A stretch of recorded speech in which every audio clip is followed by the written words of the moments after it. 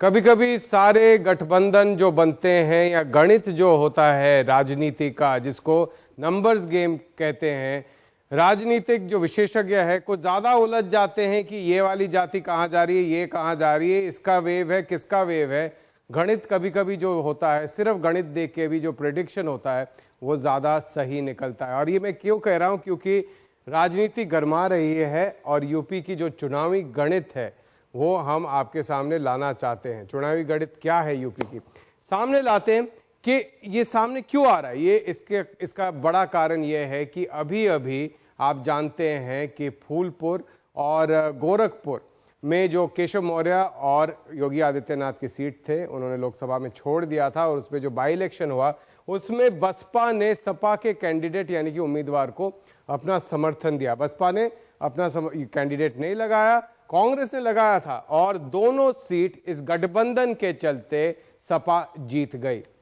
उसके बाद राज्यसभा के इलेक्शन आए, सपा बीएसपी के कैंडिडेट को राज्यसभा तक पहुंचा नहीं पाई, और उसके बाद गठबंधन पर कुछ सवाल उठे। यह भी कहा गया कि मायावती ने कहा है कि अगला जो चुनाव होगा उसमें हम अपना कैंडिडेट लगाएंगे बाईपोल में, क्योंकि ये नहीं कर पाए। अब एनडीटीवी को एक इंटरव्यू में, खास इंटरव्यू में अखिलेश यादव ने कहा है, देखिए मैंने कांग्रेस को 2017 में 100 से ज्यादा सीट दिए थे, लोग मुझ पे बोल रहे थे कि आपने गलती की है, मैं सब बसपा के साथ गठबंधन के लिए 2 कदम पीछे हटने को भी तैयार हूं। और ये बहुत बड़ी बात है, वो कह रहे हैं एक तरीके से मायावती जी को कि मैं तैयार हूं अकोमोडेट करने के लिए, आपके जितने भी मांग है उसको अकोमोडेट करने के लिए मैं तैयार हूं ताकि गठबंधन बने। लेकिन ये गठबंधन की जरूरत क्या है, इतनी जरूरी क्यों है सपा और बसपा को गठबंधन की? उसके पहले देखते हैं कि यूपी में क्या सिचुएशन है। लोकसभा 2014 में सब जानते हैं यूपी में 80 सीट है, सबसे बड़ा स्टेट है भारत का।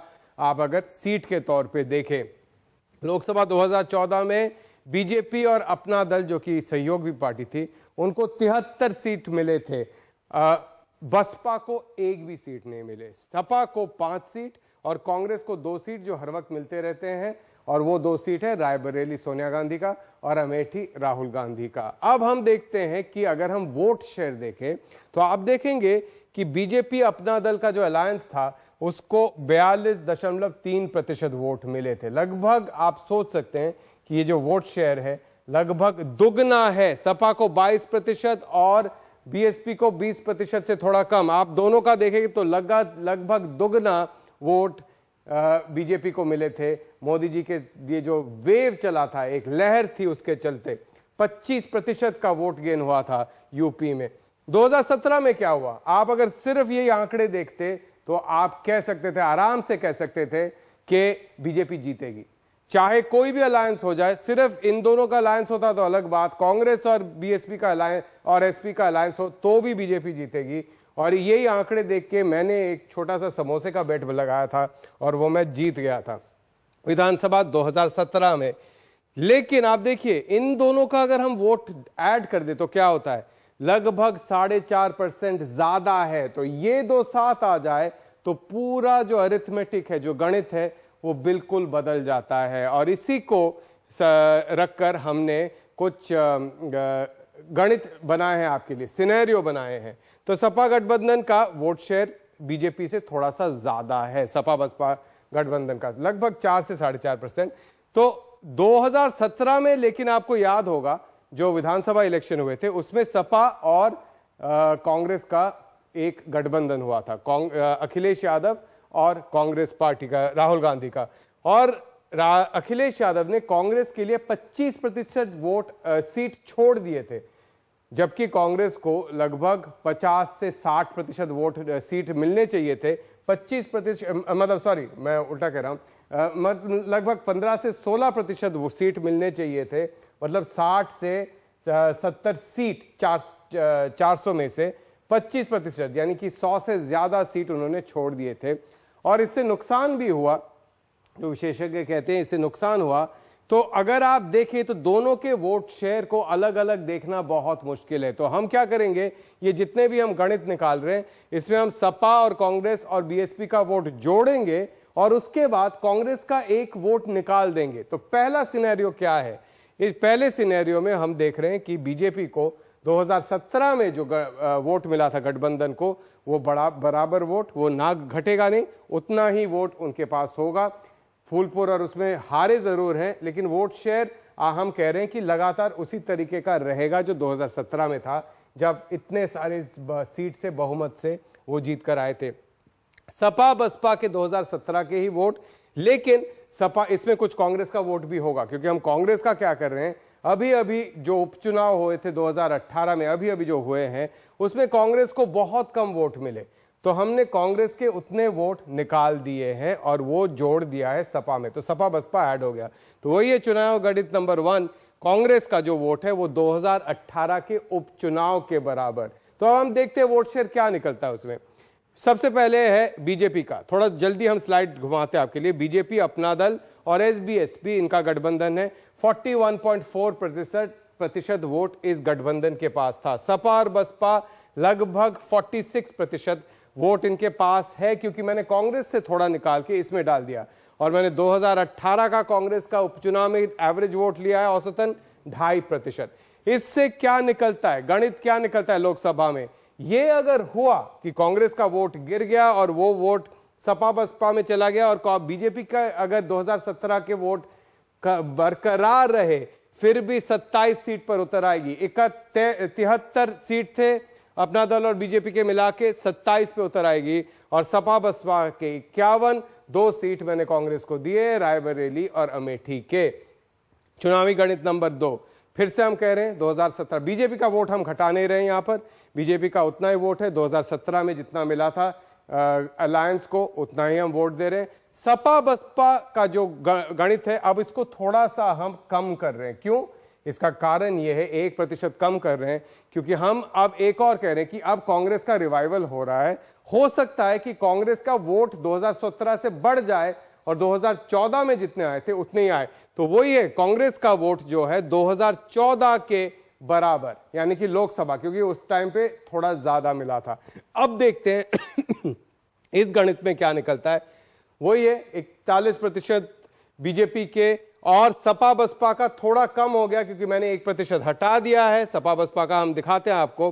तो जैसे सबको मिलाकर ये थोड़ा कम हो गया, 41%, 40.9%, और आखिरी कांग्रेस का 7.5% इस सिनेरियो में कांग्रेस का वोट है, और ये है लोकसभा 2014 का। अब क्या दिखता है इस सिनेरियो में, चुनावी गणित नंबर 2, इसमें आप देखिए, क्योंकि सपा बसपा का वोट गिर गया, कांग्रेस का वोट बढ़ गया, तो इसमें अच्छा हो गया थोड़ा सा, 38 सीट बीजेपी के आ गए, और बसपा सपा बसपा का जो गठजोड़ है उसके 42 सीट, और कांग्रेस के 2 सीट, वही रायबरेली अमेठी। ये सबसे अच्छा सिनेरियो यानी कि गणित है बीजेपी के लिए। लेकिन अगर हम देखें कि कांग्रेस बीजेपी और कांग्रेस बीएसपी और एसपी साथ आ जाए, यानी कि सपा बसपा और कांग्रेस, अखिलेश यादव, मायावती और राहुल गांधी, तो क्या गणित बनेगा, और ये हम ब्रेक के बाद लाएंगे। लेकिन इससे पहले मैं एक चीज आपको बता दूं कि अभी अभी राहुल गांधी ने एक स्पीच में कहा है कि ऑपोजिशन एक साथ आएगी, विरोधी पार्टी एक साथ आए, विपक्ष अगर एक साथ आए तो मोदी जी वाराणसी में भी जीत नहीं पाएंगे। और ये क्या कह रहे हैं, वो इसीलिए कह रहे हैं, वो एक तरीके से संकेत दे रहे हैं कि मैं सपा बसपा के साथ जाने को तैयार हूं, क्योंकि अगर वाराणसी की बात कर रहे हैं तो वो यूपी की ही बात कर रहे हैं। एक छोटे से ब्रेक के बाद हम देखेंगे कि क्या होता है अगर ये 3 साथ आ जाए, बीजेपी का के सीट का क्या होता है और इनके सीट का क्या होता है, एक ब्रेक के बाद।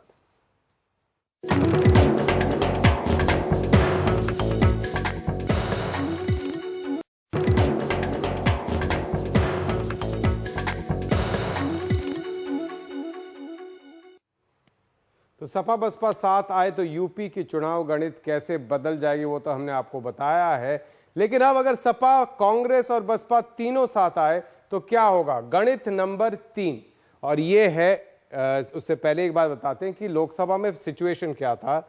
बीजेपी और अपना दल जो कि सहयोगी पार्टी, उनके पास 73 सीट 80 में से, सपा के पास 5, कांग्रेस के पास 2, बसपा के पास 1 भी नहीं।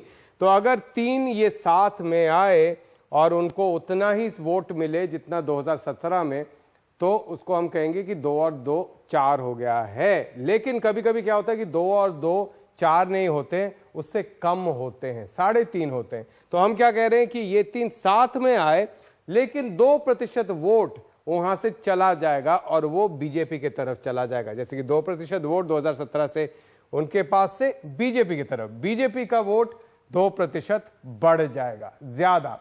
अब क्या होता है चुनावी गणित, फिर से हम देखते हैं। वोट शेयर तीनों का मिलाकर 46.4% और बीजेपी का 2% बढ़ गया तो वो हो गया 43.4%।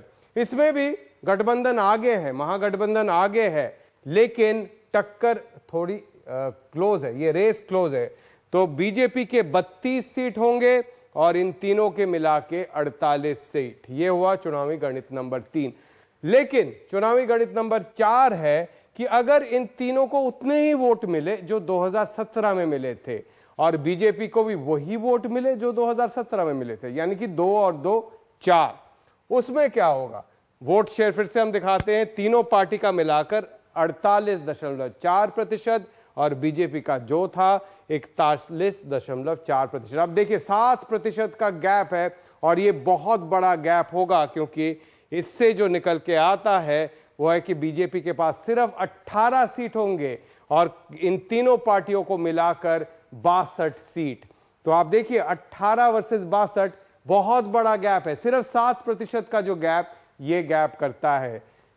आखिरी गणित हम लाते हैं आपके लिए और वो हुआ गणित नंबर 5। ये क्या है? जैसे कि मैंने बोला कि कभी कभी 2 और 2 4 नहीं होते, कभी कभी होते, और कभी कभी 2 और 2 5 भी बन सकते हैं। तो क्या इस बार हम एक और गणित ला रहे हैं जो हमने देखा है दोनों फूलपुर और गोरखपुर में, ये दो पार्टी जब साथ आ गई तो वोट शेयर बढ़ गए, दोनों के मिला के उससे भी ज्यादा हो गए। तीनों पार्टी को मिला के हो सकता है कि कंसोलिडेट वोट हो जाए और 2% लोग देखें कि अरे ये जीतने वाले हैं, इस तरफ आ जाए, 2% वोट इधर बढ़ जाए और बीजेपी के 2% वोट घट जाए, तो क्या होगा? तो आप देखेंगे कि इससे जो गैप होगा वो बहुत ज्यादा बढ़ जाएगा, 50 से ज्यादा, 50.4% vote Congress, SP BSP Congress के पास 50 से ज्यादा प्रतिशत वोट और 2% बीजेपी का घट गया तो 40 से नीचे चला गया। अभी भी 40 के पास बहुत ज्यादा वोट है, एक पार्टी के पास उतना वोट जितना 3 पार्टी को मिलाकर, उससे थोड़ा सा ज्यादा। तो बीजेपी, अपना दल और एसबीएसपी को मिला के 39.4% वोट। लेकिन वोट शेयर के चलते अब गणित देखिए अब क्या होगा। बीजेपी के पास सिर्फ 15 सीट रह जाएंगे और इन तीनों पार्टियों को 80 में से 65 सीट मिलेंगे। ये है चुनावी गणित, इधर उधर हो सकता है। हमने 5 अलग अलग चुनावी गणित आपको दिखाए हैं, 2 जिसमें एसपी बीएसपी का अलायंस है और कांग्रेस अलग लड़ रही है, और 3 जहां पे कांग्रेस साथ है और एसपी बीएसपी के साथ है और बीजेपी के खिलाफ एक महागठबंधन बना है। पांचों के 5 आपके सामने लाते हैं। गणित नंबर 1, जिसमें मैंने बोला कि कांग्रेस का वोट गिर के 2.5% पे आ जाएगा और वो एक्स्ट्रा वोट इनके पास जाएगा। बीजेपी के सिर्फ 27 सीट, 46 सीट कम हुए 2014 से, याद रखिएगा 73 सीट 2014 में मिले थे। गणित नंबर 2, इसमें कांग्रेस को ज्यादा वोट 2014 के जैसे वोट, उसमें बीजेपी के 38, सबसे बेस्ट सीन है, ये सबसे बेस्ट गणित है, फिर भी 35 सीट का नुकसान।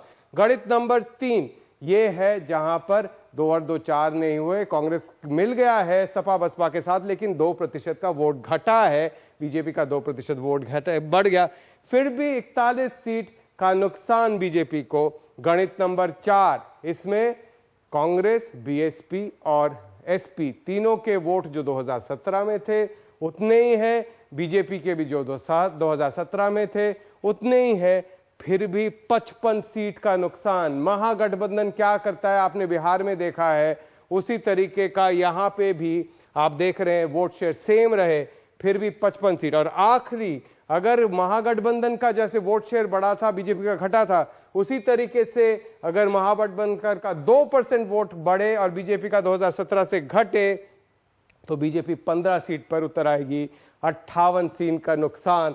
और आप सोच सकते हैं कि किसी भी इनमें से एक भी अगर गणित बैठ जाए यूपी में तो 283 वाले पार्टी को क्या कितना बड़ा नुकसान हो सकता है। और कितने नीचे बहुमत से जा सकती है। इसका एक ही तोड़ है कि सपा बसपा साथ ना आए और इसकी कोशिश जारी रहेगी बीजेपी की तरफ से, और उसी से बीजेपी अपना यूपी में बनाए रख सकती है सत्ता पर अपना जो कब्जा है। आज का सिंपल समाचार यहीं तक। ये गणित है, लेकिन कभी कभी गणित सही निकलता है ऑब्जर्वेशन से। जाकर रिपोर्टर जो देखते हैं उससे ज्यादा गणित सही निकलता है।